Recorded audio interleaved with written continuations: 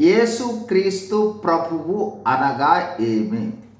అనేకులు అనుకుంటూ ఉన్నట్లు క్రైస్తవ్యము ఒక మతము కాదు, యేసుక్రీస్తు మతనాయకుడు కాదు. మరి ఎవరు? యేసుక్రీస్తు ప్రభువు అనే పదముల అర్థాలు తెలుసుకుంటే మనకు తెలుస్తుంది. యేసు అంటే రక్షకుడు. దేని నుండి రక్షిస్తాడంటే మానవులందరినీ వారి పాపముల నుండి రక్షిస్తాడు.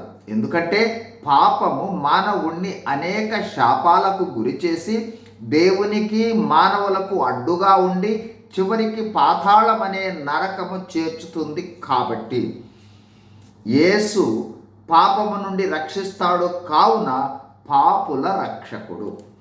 ఇక క్రీస్తు అంటే ఏమిటి?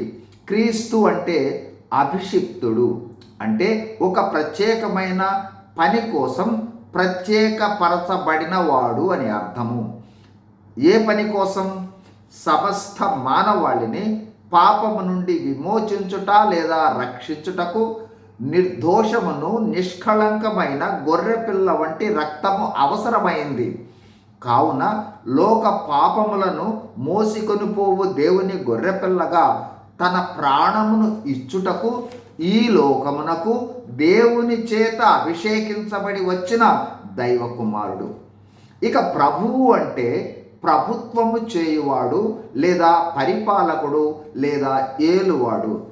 అంటే మానవులు ఎవరైనాను తమ పాపములకు పశ్చాత్తాపపడి యేసుక్రీస్తును నమ్మితే వారికి పాప క్షమాపణనిచ్చి వారిలోకి ఆత్మస్వరూపిగా ప్రవేశిస్తాడు యేసు ప్రభువు. ఆత్మస్వరూపిగా వచ్చిన యేసుక్రీస్తు ఆధీనములో ఉండి ఆయన నడిపింపులో ఎవరు జీవిస్తారో వారికి ప్రభువుగా ఈ లోక జీవిత యాత్రలో తన రక్షణను ఇచ్చి ముగింపులో పరలోకమునకు చేర్చుతాడు. కావున యేసు ప్రభువును నమ్మండి, రక్షింపబడి పరలోకాన్ని పొందండి. God bless you. Thank you.